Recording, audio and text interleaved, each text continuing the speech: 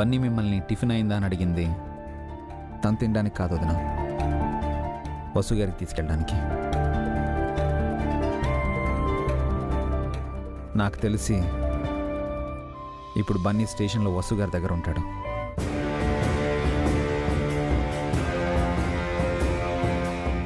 వెంటనే వెళ్ళబి. బన్నీ స్టేషన్కే వెళ్ళాడో ఇంకెక్కడికైనా వెళ్ళాడో. అవునబి, అంత చిన్నపిల్లవాడు అంత పెద్ద ధైర్యం చేశాడంటే చాలా భయంగా ఉంది. డాడీ, నేను కూడా మీతో వస్తాను. మమ్మీని చూడాలి. అను, కీర్తి వద్దమ్మా, మమ్మీని నేనే ఇంటికి తీసుకొస్తాను. మరి నిన్నెందుకు తీసుకురాలేదు? ఈరోజు తీసుకొచ్చేస్తారమ్మా, నువ్వేం కంగారు పడుకో. మమ్మీ ఇంట్లో లేకపోతే ఏదోలా ఉంది. అభి, ఎలాగైనా ఈరోజు వసుని ఇంటికి తీసుకొనిరా. తను కారణం చెప్పకపోయినా సరే నీ ఇన్ఫ్లుయెన్స్ అంతా ఉపయోగించు. నీకు తెలిసిన వాళ్ళతో పోలీసులకు చెప్పించి వసుకి బెయిల్ వచ్చేలా చేయ అభి. ఆ పని చేయబోతున్నాను అన్నయ్య. ఎలాగైనా ఈరోజు వసు గారిని ఇంటికి తీసుకొస్తాను.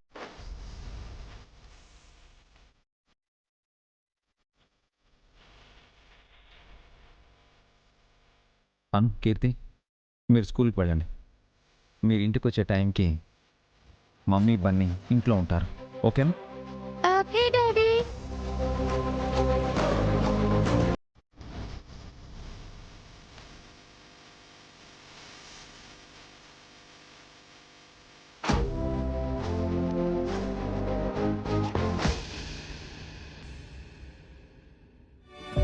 ఎవరు బాబు నువ్వు? ఎందుకు వచ్చావు? నా పేరు బన్నీ అంకుల్. మా మమ్మీ ఇక్కడే ఉంది. టిఫిన్ తీసుకొచ్చాను. ఒకడివే వచ్చావా? నీతో మీ పెద్దవాళ్ళు ఎవరూ రాలేదా? లేదంకుల్, మా మమ్మీ ఆకలితో ఉంటుంది. ప్లీజ్ మా మమ్మీ దగ్గరికి పంపించరా? రాజేశ్వరి, చెప్పండి సార్. సెల్లో ఉన్న మేడం కోసం వాళ్ళ అబ్బాయి వచ్చాడు. ఎస్ఐ గారికి తెలిస్తే ప్రాబ్లం అవుతుంది సార్. సార్ రావడానికి ఇంకా టైం ఉంది. పాపం చిన్నపిల్లడు, తీసుకెళ్ళి లోపలికి. రా బాబు.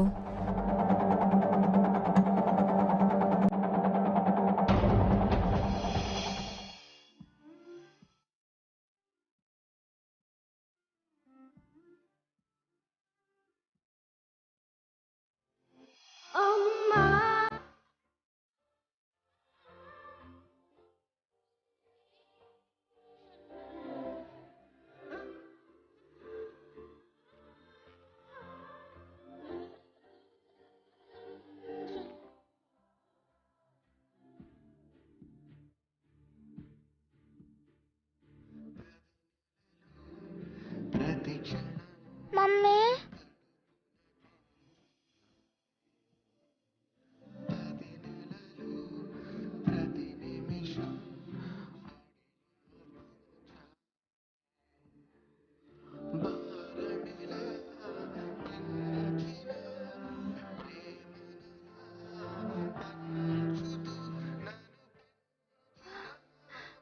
బన్నీ,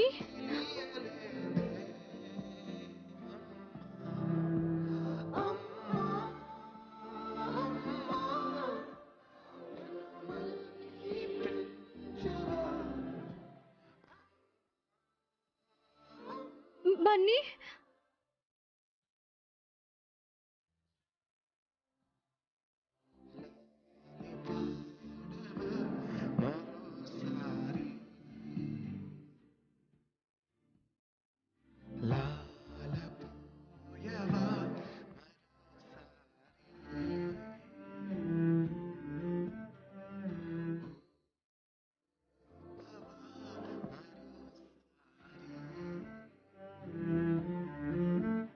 ఎలా ఉన్నావు మమ్మీ?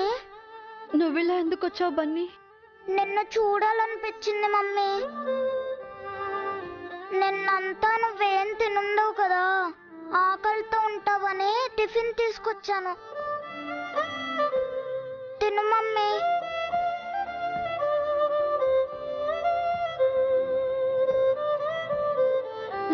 నిన్నెవరు తీసుకొచ్చారు? నేనే వచ్చాను. ఒక్కడివే వచ్చావా? పర్వాలేదు మమ్మీ, ఇంటికి వెళ్ళాక అందరికీ సారీ చెప్తాను. ముందు నువ్వు టిఫిన్ తిను మమ్మీ. మేడం, లోపలికి వెళ్ళి పెట్టొచ్చా? వెళ్ళకూడదు బాబు. మమ్మీ కూర్చో.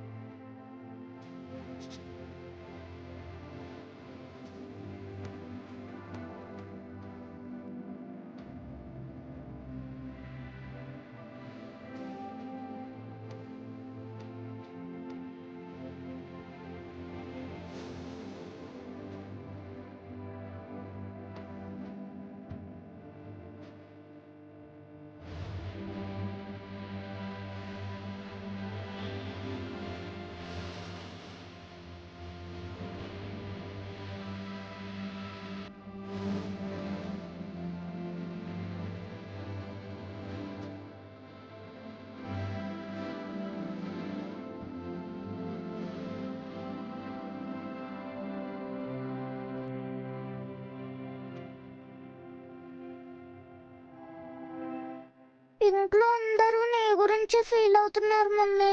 కీర్తి అయితే నువ్వే కావాలని ఏడుస్తుంది.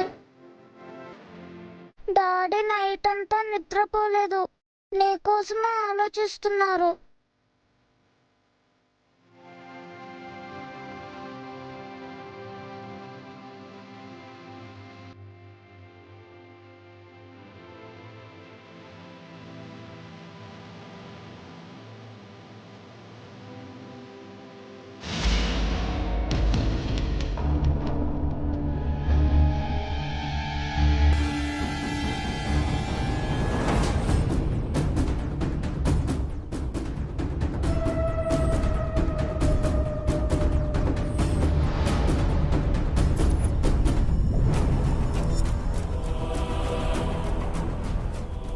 మీరెప్పుడు వచ్చారు డాడీ?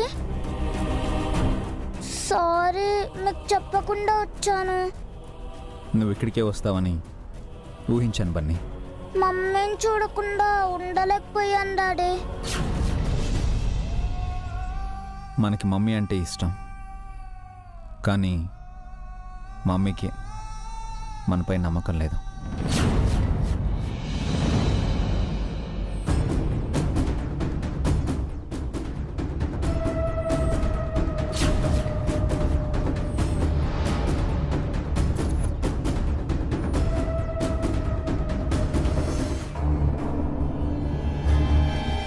తను మనకంటే పెద్దదైపోయింది. మనం ఎవరం లేవనుకొని ఒంటరిగా పోరాటం చేయాలనుకుంటున్నాం. కనీసం నన్ను కూడా నమ్మడం లేదు.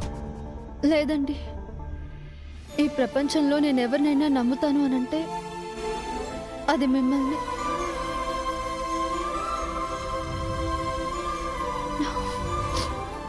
నాకు ఆపదొస్తే ఆ దేవుడు వస్తాడో రాడో తెలియదు, కానీ మీరు వస్తారు. నన్ను కంటికి రెప్పలా కాపాడతారు.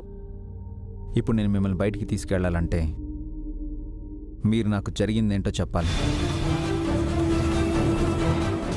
అప్పుడే నేను ఏమైనా చేయగలను. క్షమించండి, అది మాత్రం చెప్పలేను.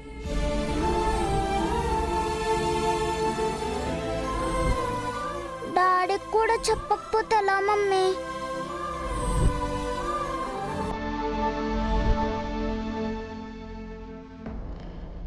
సారీ బన్నీ.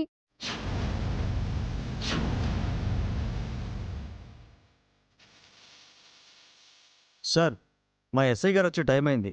ఆయన చాలా స్ట్రిక్ట్. మిమ్మల్ని ఇలా పంపించామని తెలిస్తే మా మీద కోపడతారు. ప్లీజ్ సార్, వెళ్ళిపోండి. మా ఎస్ఐ గారు వచ్చాకే రండి.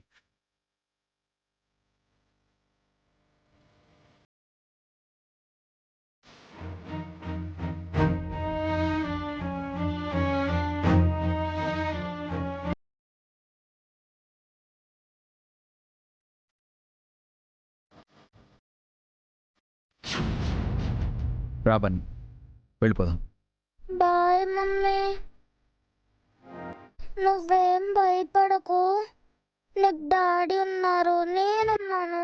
తాతయ్య, నానమ్మ, పెద్దమ్మ, పెద్దనాన్న, బాబాయ్, పిన్ని, అమ్మమ్మ అందరూ తోడుగా ఉన్నాం. నీకేం కాదు.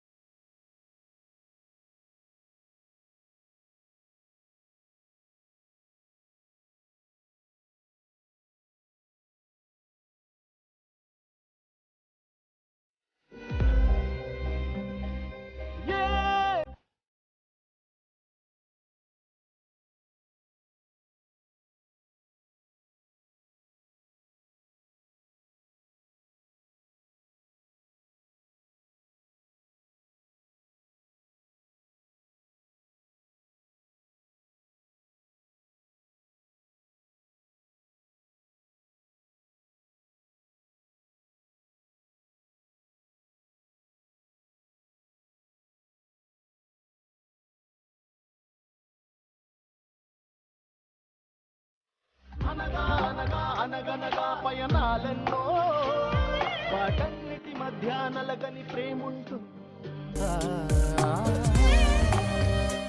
డాడీ, మమ్మీ ఎప్పుడు బయటకు వస్తుంది? అది మీ మమ్మీ మీద ఆధారపడి ఉంది బన్నీ. లాయర్తో మాట్లాడాను, కానీ మమ్మీ నోరు విప్పి చెప్పకపోతే లాయర్ గారు కూడా ఏమీ చేయలేరు. అదే ఆలోచిస్తున్నాను. మమ్మీకి ఎంత కోపం వచ్చినా ఎవరిని కొట్టద్దు డాడీ. అతన్ని మమ్మీ కొట్టిందంటే అతను చాలా పెద్ద తప్పు చేసుంటాడు. అది నాకు అర్థం అవుతుంది బన్నీ, కానీ అతను చేసిన తప్పేంటో మీ మమ్మీ చెప్పడం లేదు కదా. మమ్మీ చెప్పకపోతే అతను చెప్తాడు కదా డాడీ. మమ్మీ ఎందుకు కొట్టిందో అతన్నే అడిగితే చెప్తాడు కదా. కరెక్టే బన్నీ, నాకు ఈ థాట్ రాలేదు. ఎందుకు కొట్టిందో తన్నే చెప్పమని వాడంత ధైర్యంగా చెప్పాడంటే జరిగింది వసు గారు చెప్పలేరనే ధీమా అయి ఉంటుంది వాడికి. పైకి చెప్పడానికి వసు గారు ఇబ్బంది పడుతున్నారంటే అది చాలా పెద్ద తప్పు అయి ఉంటుంది. వాడిని అడుగుతాను. బన్నీ, నువ్వు ఇక్కడే ఉండు, నేను వాడి దగ్గరికి వెళ్ళొస్తాను. ఎక్స్క్యూజ్ మీ, బాబు ఇక్కడ ఉంటాడు. Okay sir. కొంచెం చూస్తూ ఉండండి. Okay daddy, bye. Careful.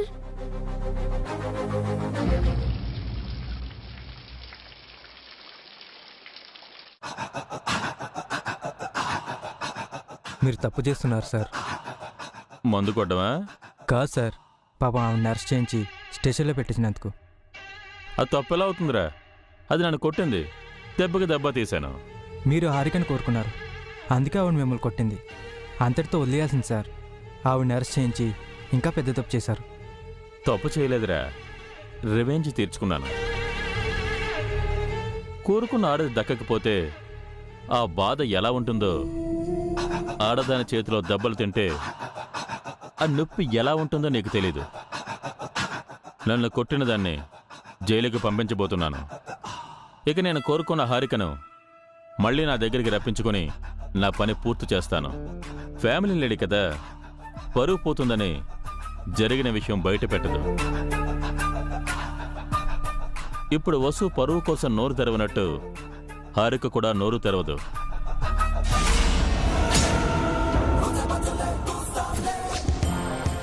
Boss. ఏంట్రా, నా ప్లాన్కి షాక్ అయిపోయావా? కాదు బాస్, ఒకసారి అటు చూడండి.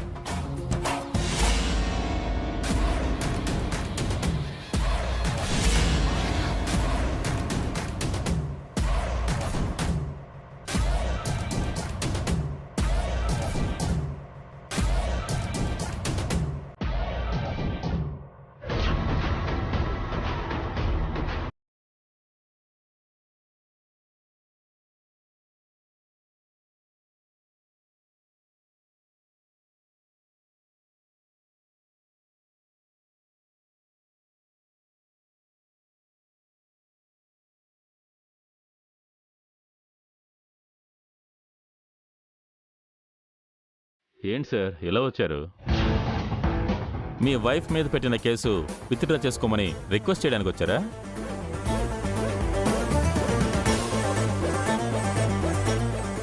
ఛాన్సే లేదు. మీరు నా కాలు పట్టుకున్నా సరే మీ వైఫ్ని జైలుకి పంపించకుండా వదిలిపెట్టను.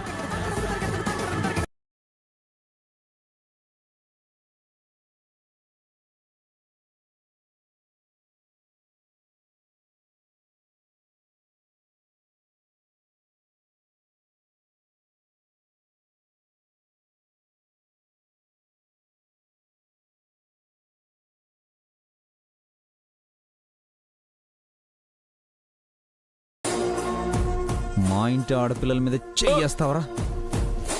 అడ్డు చెప్పిందని నా భార్యని అరెస్ట్ చేయిస్తావా? పరువు కోసం ఏం చేసినా ఆడవాళ్ళు నోరు విప్పరని ఎంత ధైర్యం రా నీకు?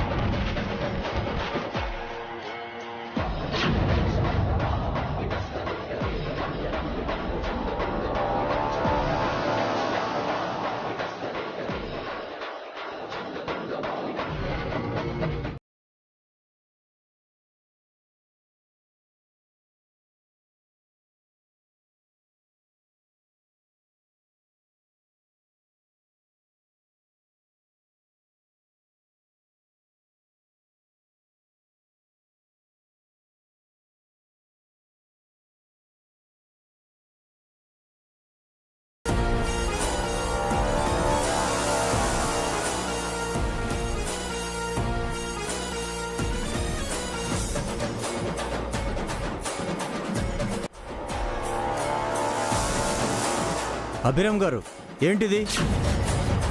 కంప్లైంట్ ఇచ్చిన వ్యక్తిని కొట్టి తీసుకొచ్చారేంటి? ఇన్స్పెక్టర్, నా వైఫ్ వీడిని ఎందుకు కొట్టిందో వాడి నోటితోనే వినండి. రై లే, చెప్పరా, చెప్పు. చెప్తాను సార్, చెప్తాను. వసు మేడం తప్పేం లేదు సార్. మోల్డింగ్ ఛాన్స్ ఇప్పిస్తానని ఆశ పెట్టి నేను అభిరామ్ సార్ మరదలు హారికపై బలవంతం చేయబోయాను.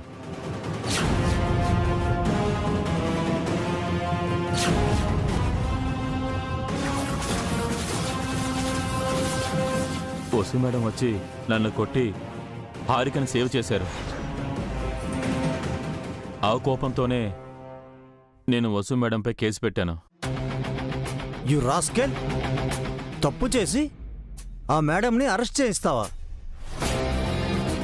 నాకు అబద్ధం చెప్పి మా డిపార్ట్మెంట్ని తప్పుదోవ పట్టిస్తావా? నువ్వు ఉండాల్సింది జైల్లో. కానిస్టేబుల్, వీడి మీద ఎఫ్ఐఆర్ ఫైల్ చేసి వెంటనే సెల్లో వేయండి. Okay sir. మేడంని రిలీజ్ చేయండి.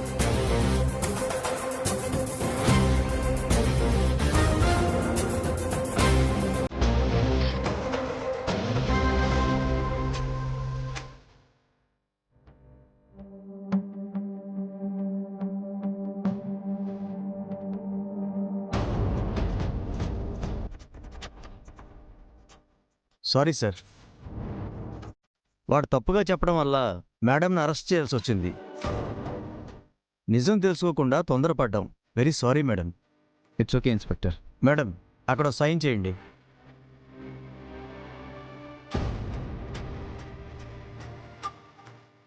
ఇప్పుడు మీరు ఇంటికి వెళ్ళొచ్చు madam. Thank you inspector. It's okay sir.